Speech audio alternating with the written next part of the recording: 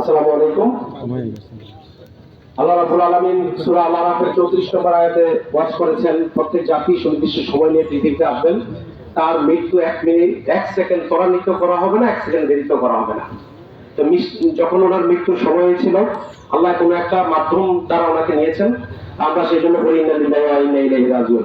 উনি মৃত্যুর সময় 2 ছেলে এবং 2 মেয়ে রেখে গেছেন, স্ত্রী এবং ওনার মা জীবিত আছেন, এক বোন জীবিত আছেন।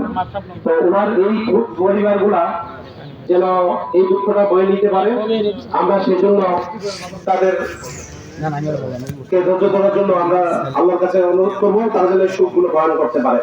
ফুলনিয়া ভাই আমার খালাতো ভাই, ছোটবেলা থেকে ওনার চলা, তো কখনো দূরে কোনো কথা বলতেন না, অলওয়েজ নম্র, ভদ্র এবং নিম্নভাষী লোক ছিলেন।